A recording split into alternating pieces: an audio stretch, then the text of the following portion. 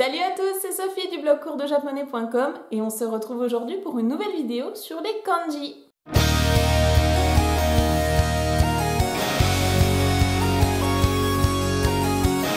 Ah, les fameux kanji. Voilà enfin les mastodontes de la langue japonaise.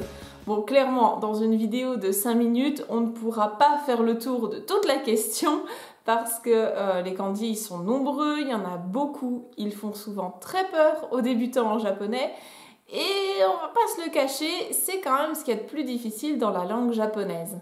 Comme je l'avais expliqué dans un article sur mon blog retraçant mon parcours, moi aussi, au début, je détestais les kanji. En fait, c'est surtout qu'ils me faisaient peur et je ne savais pas par quel bout les prendre, je ne savais pas comment les apprendre. Et c'est pourquoi au début, je me disais, bon, j'ai qu'à tout écrire en kana, ça ira bien et j'aurai pas besoin des kanji.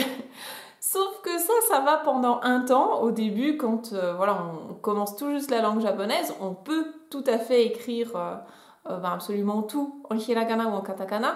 Sauf que au bout d'un moment, quand on a envie d'avancer et d'évoluer en japonais, on est obligé de se confronter au kanji parce que rapidement, on va se rendre compte que tous les textes en japonais contiennent des kanji, que quand on se balade dans les rues au Japon, on voit des kanji, dans les restaurants, dans les magasins, etc. Donc rapidement, on va être obligé de passer la barrière des kanji.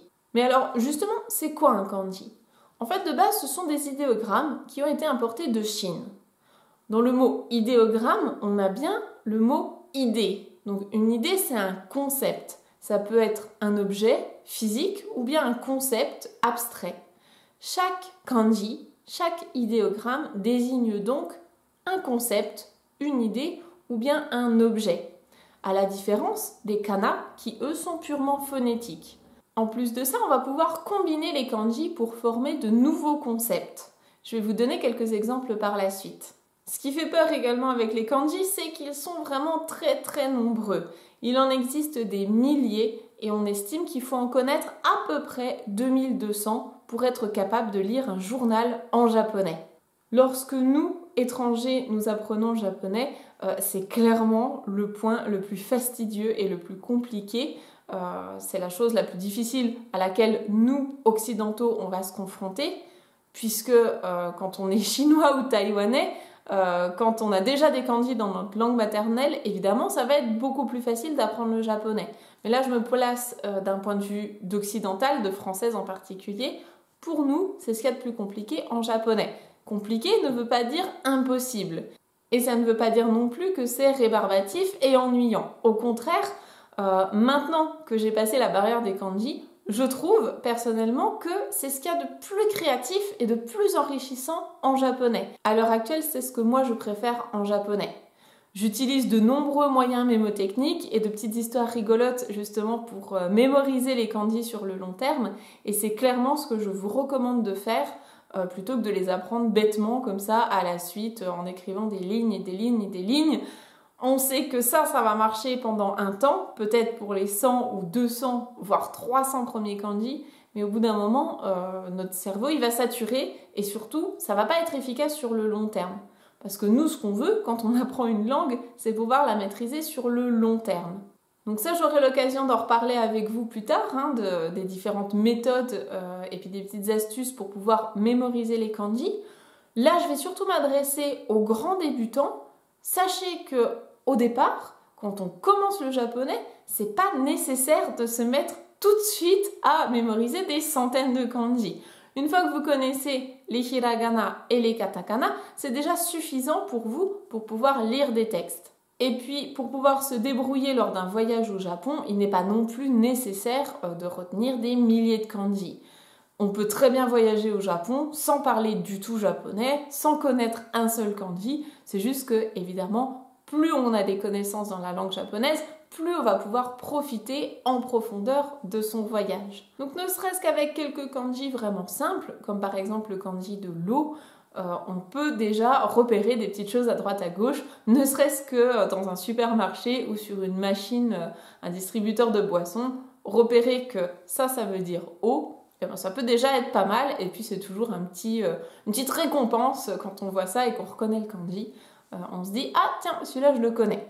De même, si vous vous intéressez aux études de japonais de manière un petit peu plus officielle, on va dire, par exemple si vous voulez passer le JLPT ou si vous voulez comprendre des textes simples en japonais, c'est pareil, hein, c'est pas nécessaire de connaître des milliers de kanji. En connaissant quelques dizaines, ça peut déjà vous aider à mieux comprendre ce que vous lisez ou bien à passer le niveau 5 du JLPT. On estime que pour le niveau le plus bas de l'examen du JLPT, donc le niveau 5, il faut en connaître à peu près 100, une petite centaine. Dit comme ça peut paraître énorme, mais si vous connaissez déjà les hiragana et les katakana, grosso modo, vous connaissez une centaine de signes japonais. Donc au final, c'est le même effort à fournir derrière pour apprendre les kanji. Sachant que je trouve que les premiers kanji sont très simples à mémoriser, puisque ça va être vraiment presque des pictogrammes. Hein. Quand on voit le kanji de l'arbre qui ressemble à un arbre, ou bien le kanji de la montagne qui ressemble vraiment à une montagne, moi personnellement je trouve que c'est plus simple à retenir que des hiragana ou des katakana qui sont abstraits. Avec mes élèves en cours particulier, je recommande toujours de commencer par apprendre les kanji des chiffres de 1 à 10 parce que vraiment pour moi c'est les plus faciles à mémoriser, notamment les 3 premiers kanji qui sont les chiffres 1, 2, 3.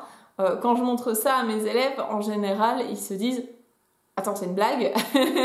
C'est vraiment des kanji, ça? Donc oui, déjà, rien qu'en les voyant ici, je suis sûre que là, vous les connaissez déjà par cœur. Et puis, rassurez-vous, les Japonais eux-mêmes ne connaissent pas tous les kanji qui existent. Il y en a beaucoup trop.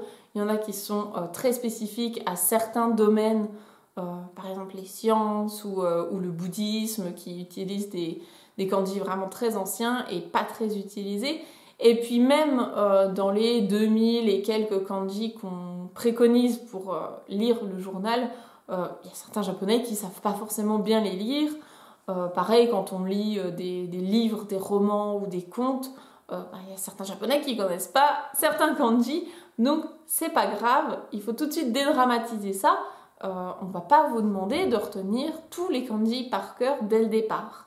Il faut y aller vraiment progressivement, petit à petit, et se fixer des objectifs qui soient atteignables. Donc si vous êtes grand débutant, vous pouvez déjà commencer par apprendre les 10 kanji des chiffres de 1 à 10, et ce sera déjà super. Si vous les connaissez déjà, pourquoi pas viser 20, 30, 50 kanji, peut-être 100, et ainsi de suite, se faire des petits paliers en fait à atteindre. Et vous verrez que vous progresserez beaucoup plus rapidement que ce que vous l'imaginez, parce que décomposer ça en paliers par exemple de 10 en 10, ça fait tout de suite moins peur que de se dire « Ok, là il faut que j'apprenne 100 kanji. 100 kanji c'est énorme. 10 kanji par bloc de 10, ça fait moins peur et pourtant le résultat est le même. » Et en dehors de la difficulté de mémoriser visuellement les kanji, c'est-à-dire de savoir quelle signification ils ont quand on les voit, la seconde difficulté, ça va être évidemment de savoir les prononcer. Surtout que la plupart des kanji ont 2, voire 3 ou 4 lectures chacun. Donc quand est-ce qu'il faut utiliser l'une ou l'autre des lectures? Ça, c'est une question qu'on me pose énormément. Et ce sera le sujet de la vidéo de demain. Donc je vous invite à vous abonner à ma chaîne YouTube et surtout à activer la cloche afin de recevoir toutes les notifications de mes prochaines vidéos pour être sûr de ne pas les louper et puis de pouvoir suivre mon challenge 30 vidéos comme ça pendant tout le mois d'août. Merci d'avoir regardé cette vidéo. Je m'excuse pour la luminosité qui est quand même un peu pourrie aujourd'hui parce que le temps est vraiment très moche, il y a de l'orage dehors. Mais bon, c'est les aléas d'un défi 30 jours, c'est que je suis obligée de sortir une vidéo par jour, quelle que soit la météo. Donc merci d'avoir regardé cette vidéo et je vous dis à demain pour la suite de ce challenge. Matane, bye bye.